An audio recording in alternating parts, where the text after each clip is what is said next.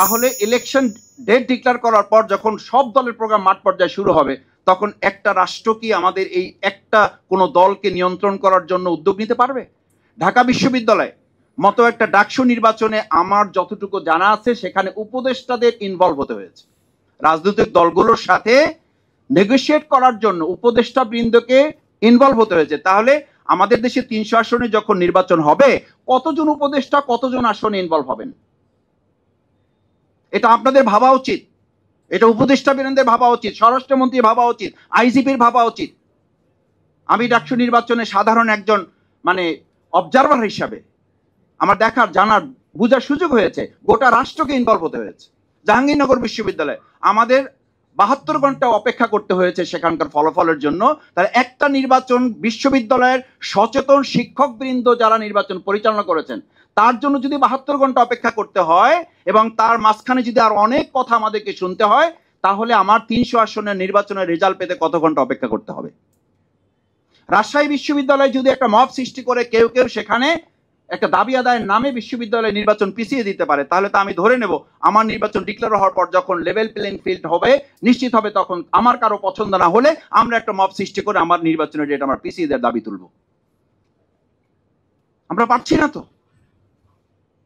এই যে ফেসিবাদী রাষ্ট্র ব্যবস্থার দর্শন, পরিকল্পনা, চিন্তা, ক্যারেক্টার, হ্যাবিট, নেচার, এগুলো আমাদের যখন পরিবর্তন হয় নাই, তখন শুধুমাত্র নির্বাচন কমিশন ইজ নট এনাফ। শুধু law enforcement law is not enough. এটার জন্য সাধারণ মানুষ হিসাবে আমাদের রাজনীতিবিদ যারা আছেন, রাজনৈতিক দল যারা আছেন, তাদেরকেও এই সমস্ত ব্যাপারে সচেতনতার সাথে 3S ফর্মুলা মেনটেন করা দরকার। আমি এর কথা লম্বা করব না, প্রধান অতিথি কথা বলবেন। 3S ফর্মুলা আমাদের মেনটেন করতে না পারলে এই যত আলোচনা আমরা করি খুব একটা ফল পাওয়া যাবে বলে আমার মনে হয় না। আমরা কি তাহলে হতাশ? হতাশ না। হতাশ না এই অর্থে যে আসার দুটো দিক আছে। নাম্বার 1 হচ্ছে মানুষের মধ্যে একটা চিন্তা ডেভেলপ করেছে যে কেউ ফেসিবাদী আচরণ করে শেখ হাসিনার মতো লোক টিকতে পারে নাই, ভবিষ্যতে আর কেউ টিকতে পারবে না।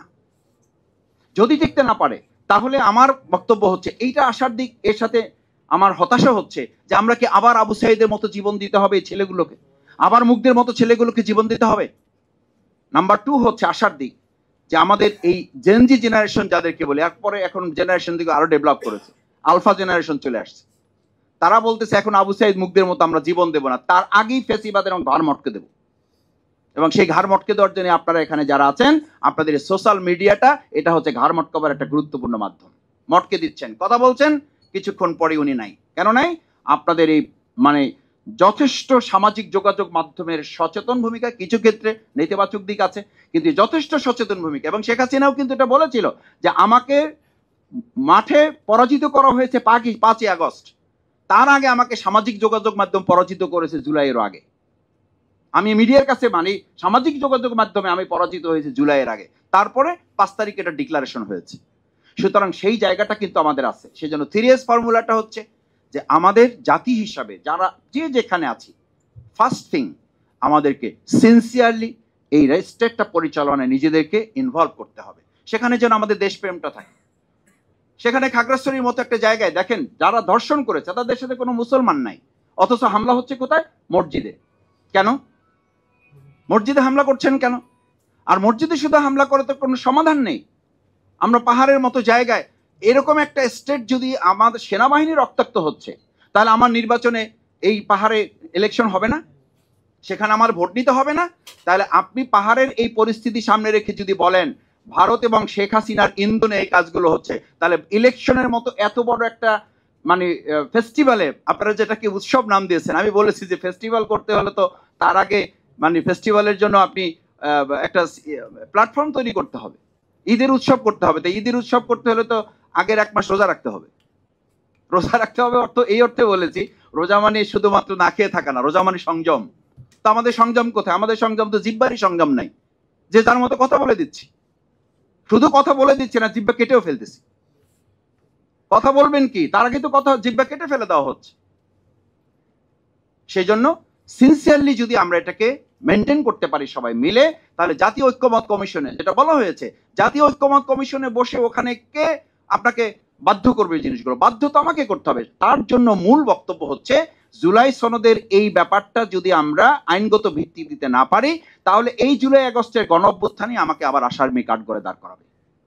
জুলাই যোদ্ধাদেরকে যারা কালো শক্তি এখনই বলেছেন, তাদেরকে জুলাই যোদ্ধা না, তাদেরকে জুলাইয়ের আসামি হিসাবে আগামী দিনে চিত্রিত করা হবে, এবং সেটার জন্য অপেক্ষা করতে হবে আমাদের। আজকে যদি ভারতের কথা আমরা বলি যে ভারত এবং শেখ হাসিনা এই পাহাড়ে অশান্তি সৃষ্টি করছে, তো সেই ভারত এবং শেখ হাসিনা তো আমাদের নির্বাচন অশান্তি সৃষ্টি করবে, সেটা মাথায় রেখে তো আমাদের ইলেকশনের জন্য সামনের দিকে আগাতে হবে সিনসিয়ারলি। নাম্বার 2 হচ্ছে সিরিয়াসলি।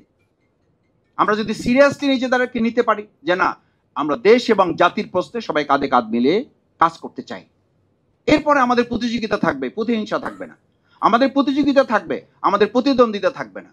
আমরা এলাকায় সমাজের কল্যাণে মানুষের জন্য এখন কাজ করছি, আমাদেরকে কেউ কেউ পরামর্শ দিচ্ছেন, মাসুদ ভাই এত আগে টাকা খরচ করে লাভ নেই। আমরা টাকা তো খরচ করছি না, এটা একজন মানুষের চিকিৎসার ব্যাপার, তার চিকিৎসার জন্য আমরা খরচ দিচ্ছি। এটা একজন মানুষের আত্মকর্মসংস্থানের ব্যাপার, সেটার জন্য আমরা তার জন্য 15 বছর 20 বছর ধরে কাজ করতেছি। বলছি এই টাকা এগুলো ইসের মতো, কর্পূরের মতো, ওনাদের ভাষায় বলছি, এগুলো কর্পূরের মতো উড়ে যাবে। টাকা দিবেন নির্বাচনের আগের দিন। ভাবছেন, আপনি ভাবছেন এটা আমার নিজের মুখের বানানো কথা? আপনারা সাংবাদিক বৃন্দ, সচেতন সুধী বৃন্দ আছেন, আপনারা প্রত্যেক এলাকায় আপনি দেখেন যে এটার জন্য ওয়েট করে আছেন। আসুন, নাম্বার 3 হচ্ছে আমাদের সিক্রেটলি, অর্থাৎ কে কি কোথায় কি করতেছি, এটা যত বেশি আমরা ফোকাস করব, তার চেয়ে অভ্যন্তরীণ আলোচনার মাধ্যমে, নিজেরা নিজেদের মধ্যে আলোচনার মাধ্যমে, নিজেরা বসে, এই দেশটা আমাদের, সুতরাং আমরা সবাই মিলে দেশটাকে কাজ করব। এই দেশটা আমাদের, আমরা কেউ মালিক হতে যাব না, আমরা কাউকে দাসও বানাবো না। এই দেশের মালিকানাটা জনগণের হাতে আমরা ফিরিয়ে দেওয়ার মতো একটা ইলেকশনের মাইন্ড সেট আপ যদি করা যায়, তাহলে এই যে আজকে ফ্যাসিস্ট রাষ্ট্র ব্যবস্থা ও নির্বাচন, এটার একটা সলিউশন বের করা সম্ভব, যদি আমরা দেশের জনগণকে মালিক বনে নিতে পারি, তাদেরকে মালিক হিসাবে চিত্রায়িত করতে পারি। সবাইকে অনেক ধন্যবাদ।